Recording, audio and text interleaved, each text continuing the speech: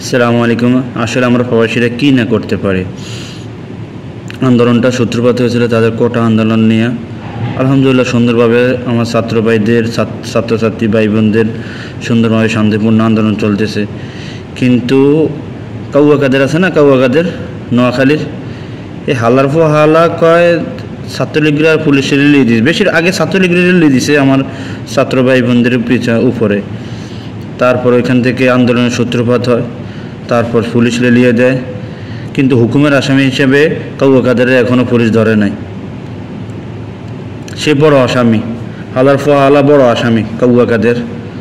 তারপর আন্দোলন চলতে চলতে পুলিশ কতগুলো আমার ছাত্র ভাইদেরকে মারছে। কী অপরাধ করছিল আমার ছাত্র ভাইরা? কী অপরাধ করছিল? তারা তাদের নিজের অধিকার আদায় করতেছিল। তারা বৈষম্য দূর করার জন্য, চাকরিতে বৈষম্য দূর করার জন্য তারা চেষ্টা করতেছিল। এটা আমি, আপনি, আপনার ভাই, আপনার সন্তান, আগামী প্রজন্ম এটার ফল ভোগ করবে। আজকে শুধু তারা ভোগ করতেছে সেটা না, আগামী প্রজন্ম এটার ফল ভোগ করবে। কিন্তু আমার ছাত্র ভাইদের উপর কি নিরীহভাবে তারা গুলি চালিয়েছে। গুলি কার টাকার কেনা? আমাদের টাকার কেনা, আমাদের পাঠানো রেমিটেন্সের টাকায় কেনা। একটা আছে না পলককা, আল্লাহর ফলা ফলক, আল্লাহর ফলা নেট বদ্ধ করে একটা সার্ভারে ইয়াতে আগুন লাগছে, সারা বাংলাদেশে এরা নেট অফ করে দিয়েছে একটা উসুলে দেখাইয়া। আচ্ছা যাক, নেট বদ্ধ করি, আবার ঢাকা শহরে কারেন্ট বদ্ধ করি। আমার ছাত্র ভাইদের উপর রাত্রেবেলা যে অত্যাচার চালিয়েছে, কতগুলো আমার ছাত্র ভাই বোন নিহত হয়েছে। তারা নেটবদ্ধ করে সারা বিশ্বকে এগুলো না দেখিয়ে তারা নেটবদ্ধ করে এসব কিছু করছে।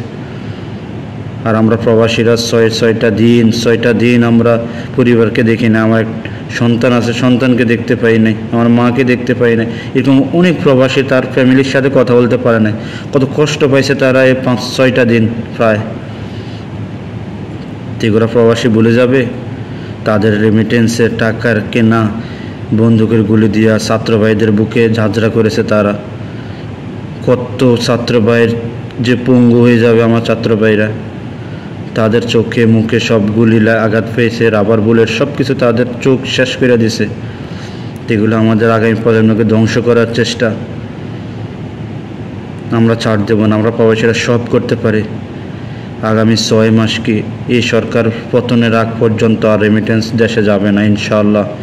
সবাই আমার কথা যদি একমত হন, যদি আপনারা শহীদের রক্তের সাথে যদি বেইমানি না করেন, তাহলে আপনারা অবশ্যই রেমিটেন্স দেশে পাঠাবেন না ইনশাআল্লাহ। ন্যূনতম 6 মাস অন্তত আপনারা রেমিটেন্স দেশে পাঠাবেন না ইনশাআল্লাহ। দেখেন এই সরকার কীভাবে পতন হয়, দেখেন শুধু। যদি আপনাদের মনে যদি এতটুকু আমার ছাত্রছাত্রী ভাই বোনদের প্রতি এতটুকু ভালোবাসা থাকে, আপনারা অন্তত রেমিটেন্স দেশে পাঠাবেন না। কি অপরাধ ছিল আমার ছাত্রছাত্রী ভাই বোনদের? কী অপরাধ ছিল? আর এখন আমাদের যে সংবাদ মাধ্যমগুলা, তারা শুধু কি ক্ষতি হয়েছে এগুলা দেখায়, কিন্তু কত মায়ের বুক যে খালি হয়েছে সেগুলো দেখায় না। বয়কট রেমিটেন্স, বয়কট বাংলাদেশের সব চ্যানেলগুলো। সবাই ভালো থাকবেন। কিছু করলাম না, শুধু কাউকে গালিও দিলাম না, কারণ গালি দিয়ে নিজেকে আর খারাপ রাখতে পারলাম না, খারাপ রাখবো না কারো কাছে। সবাই ভালো থাকবেন, সবাই রেমিটেন্স বয়কট করেন, ইনশাআল্লাহ আমরাই সফল হব। আমরা এক প্রবাসী, আমরা রেমিটেন্স যোদ্ধা ছিলাম, থাকবো। তবে হ্যাঁ, সাময়িক আমাদের ছাত্র ভাইদের গুলি করার কারণে দেশের জন্য হলেও, ছাত্র ভাই বোনদের জন্য হলেও আমাদের এই পদক্ষেপগুলো নিতে হবে ইনশাআল্লাহ তাআলা। সবাই ভালো থাকবেন। অন্তত ন্যূনতম 6 মাস আপনারা টাকা পাঠাবেন না প্লিজ। 6 মাস টাকা পাঠাবেন না ইনশাআল্লাহ। আমরা যুদ্ধে জয়ী হবে ইনশাআল্লাহ। আল্লাহ হাফেজ, আসসালামু আলাইকুম।